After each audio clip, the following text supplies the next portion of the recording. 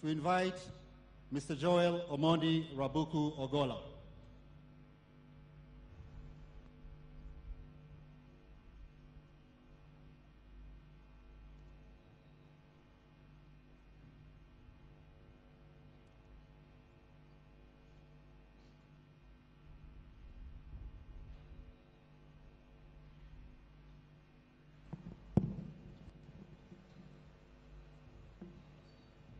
CDF Ahua.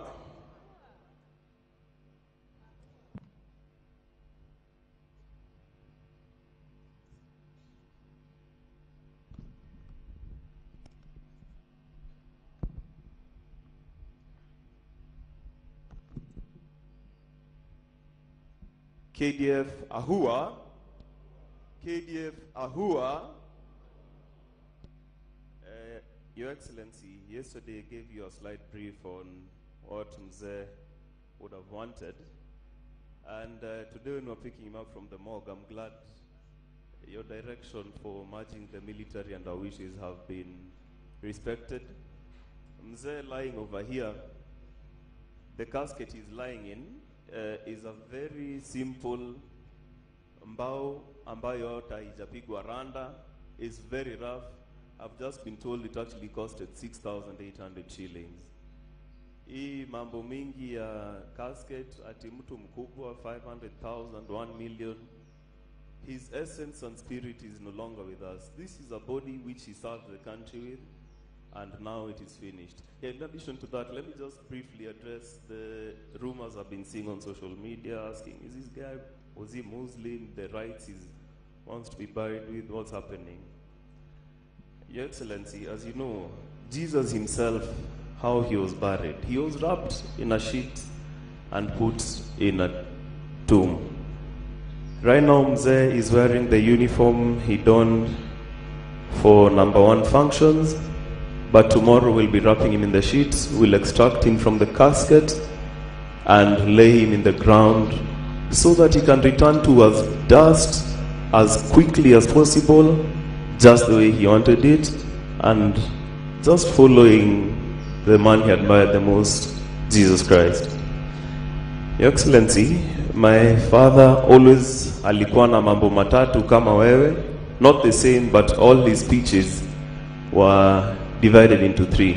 Today I divided it into 4 because he was a foster general.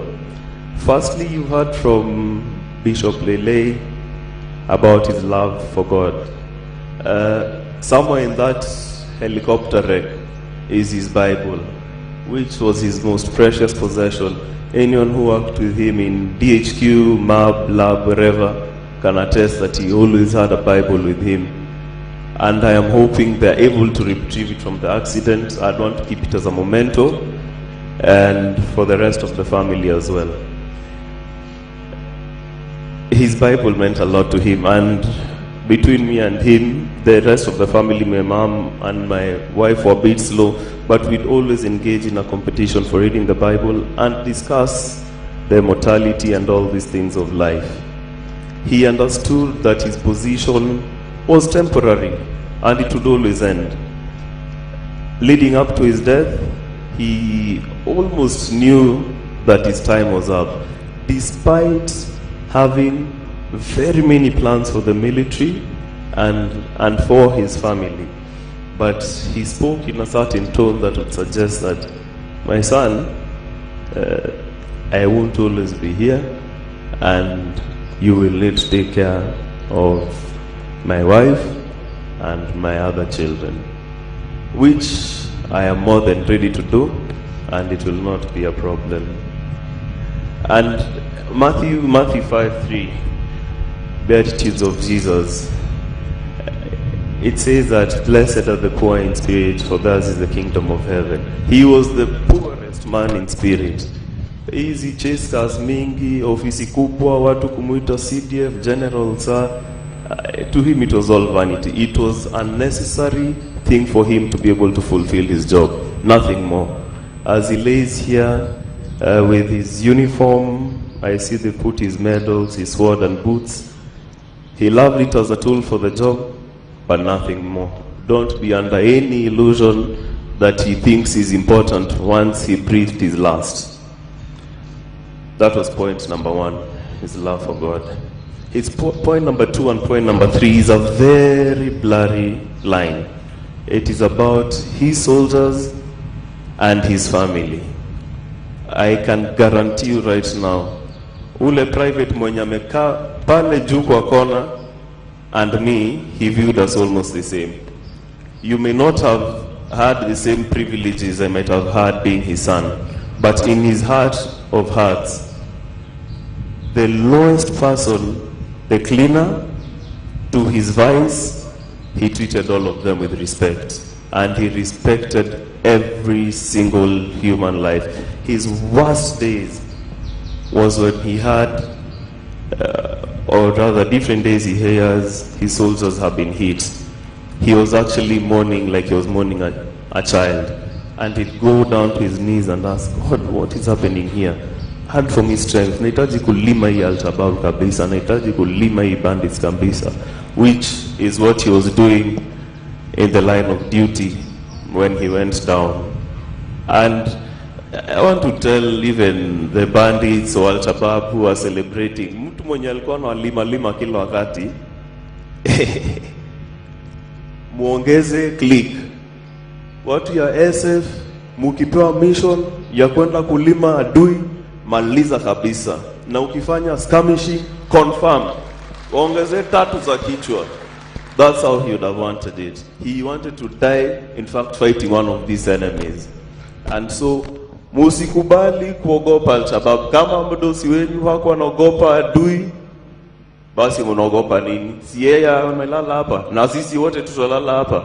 Usipende maisha yako yote sana, na iko kitu moja kubwa kushinda wewe, Mwenyezi Mungu na nchi yetu ya Kenya. Lima Al-Shabaab, lima, musiangushe click. Muongeze. Watu ya Boni, endeleeni kuongeza click kabisa. Because his ultimate dream was to have a fully peaceful Kenya. Hii mambo ya watu kugongwa, hitting civilians left, right and center, he had told me many times, General Karangi started that or that side, I will finish it. He may not be the one to finish it, but all of you now have a responsibility. Musiangushe hiyo click, wekeni juu. And he always used to say, kazana, weka kazi mbele na Mungu mbele. Na ulime adui kabisa. Lima adui. Atakufanyia nini? Utakuja hapa, we'll celebrate you, but Kenyans will remain safe. Those tears of the women in Baringo and their children and the people who are displaced, they won't go in vain. Hata sasa wenye wako deployed huko, wenye walichukua mili zao kwa ndege, don't despair, kazi inaendelea. He's gone, amri bado iko. Since ametoa amri, hiyo mahali lazima ifagiliwe kabisa. Na hivyo ndio itakuwa. That was point number 2 and 3. I'll talk about his family briefly. He really loved his wife, and he loved us also as a family, and he did everything for us. Anything he was ready to sacrifice for us. He believed in us completely. And his wife, I know, he kept on telling me, unajua nikienda sasa wendo utachunga mama. And mom, I will take that job seriously, na nitakuchunga to the best of my ability. Lastly, if you knew General, he loved reading. He loved playing golf. I know his golf buddies really miss him. And he said in an interview when Excellency appointed him, was the last time he played. And just when we were talking on Saturday, I told him, sasa ukiretire, itakuwa aje? And he told me, I look forward to going back to golf. But his primary consideration always was this great nation of Kenya.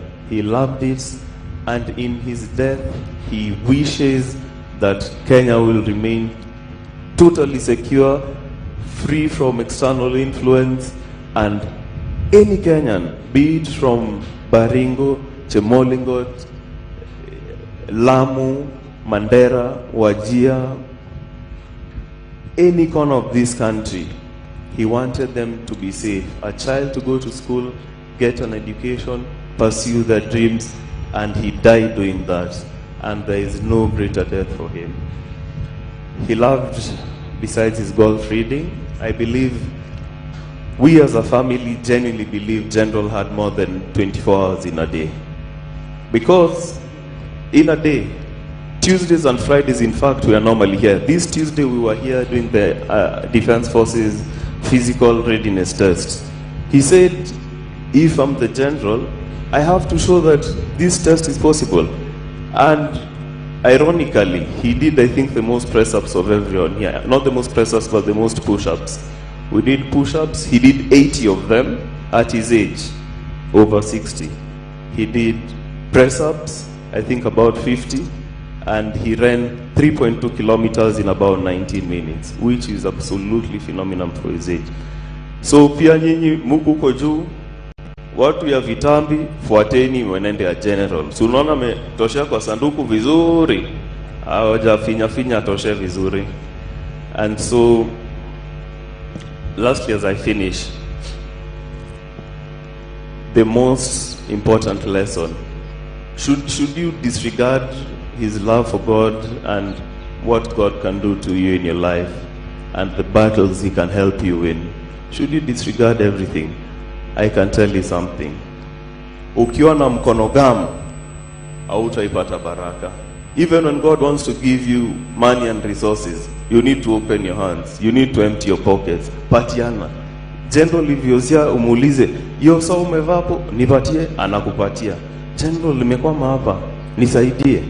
He will give you. He was so generous, and as a result of that, as a family, we have never lacked. I am to just try. Test your faith. Test your faith. Start. Mwenye nakumbanga pesa, hata umechoka naye aje. Give him, forget about it. Najua hapa, he told me the amount of debt ordered to him, and I enjoyed him. If you ever die, kwa mazishi yako nitaenda nianze kuchukua hizo madeni yangu, ndio at least nijenge mambo ya nyumba mahali. But akasema hapana, hiyo ni sadaka nimepatia Mungu. And so generosity, just test your faith. Hiyo wacheni kushikilia vitu kwa mfuko. Fungua mkono, God will bless you. We will miss him. He was a great simple man, and we love him. And to the entire KDF fraternity, poleni sana, we stand with you. And especially for the people who perished with him. We in fact were running with that whole group here on Tuesday. And Tuesdays and Friday were his days. If I can ask, kwa makambi zenyu, chukweni your fitness serious, mkwe kimbia, so that at least you can take the physique and also better your own health. Asante sana, and God bless all of you.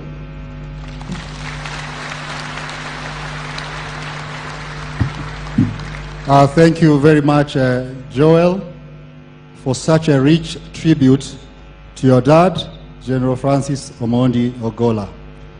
Your Excellency, it is now my singular honor and pleasure duty to invite the ACDF P&L to read the biography and thereafter invite the VCDF. ACDF, sir.